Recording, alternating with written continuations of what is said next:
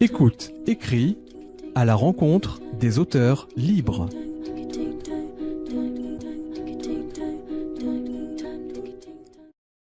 Anne Jamelot-Bonailly, bonjour. Bonjour Myriam. Donc vous exercez votre activité, une activité de sophrologue à Vannes.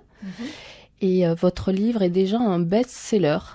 Le titre est « En quoi le fait de remuer les épaules va m'aider à aller mieux dans ma vie ». Il est publié par BOD. Donc pour donner des repères aux auditeurs, un écrivain qui publie son premier roman dans une maison d'édition traditionnelle vend environ entre 500 et 800 exemplaires. Et vous en êtes déjà à 2000 exemplaires. Oui, en fait, ça fait plus parce que j'en ai vendu aussi beaucoup par moi-même. Je suis arrivée à 1 millier, donc ça fait en tout 3000, quoi. Donc vous êtes à 3000. Donc bravo et félicitations. Merci. Donc vous allez nous dire, on va plonger directement dans le cœur du sujet, en quoi le fait de remuer les épaules va-t-il nous aider à aller mieux dans notre vie ? Vaste sujet. Vaste sujet.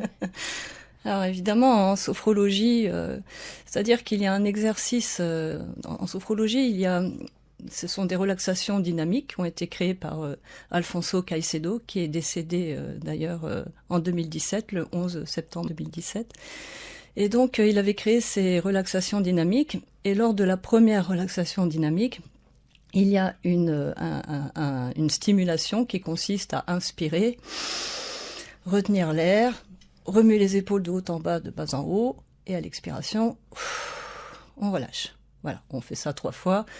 Quand les personnes débutent en sophrologie et qu'elles ne vont pas bien et qu'elles cherchent une solution pour aller mieux, généralement rapidement, c'est inévitable, on me demande toujours, mais en quoi le fait de remuer les épaules va m'aider à aller mieux dans ma vie ? Donc ça pose vraiment question, quoi. C'est pas évident.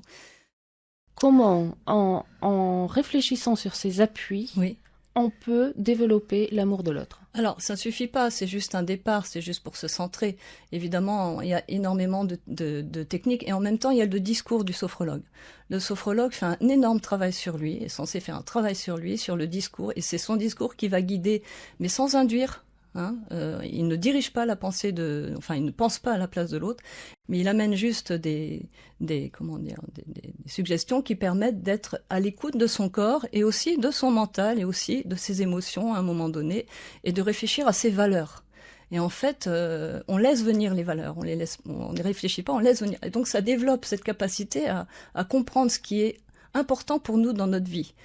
Ces valeurs qui se manifestent, ça peut être des mots, mais ça peut être sous forme d'images aussi, ça peut être, voilà, c'est très, en fait, symbolique.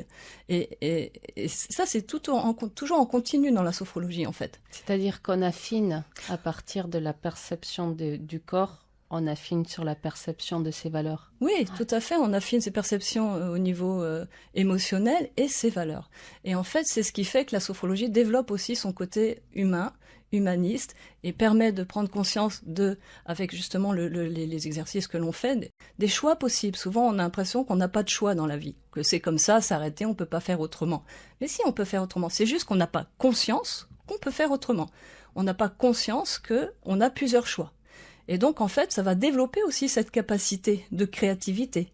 Cette créativité, c'est faire autrement, justement. Cette capacité à avoir conscience qu'on a plusieurs choix possibles, et dans le corps, et dans nos comportements, et dans nos attitudes, et dans nos façons de dire les choses, de vivre les choses, de penser les choses, de les éprouver. Et au fait, au fur et à mesure, on prend conscience que, on peut transformer notre vie, on peut reprendre les rênes de notre vie. Mais ça, c'est concret, hein. C'est pas juste une idée, justement.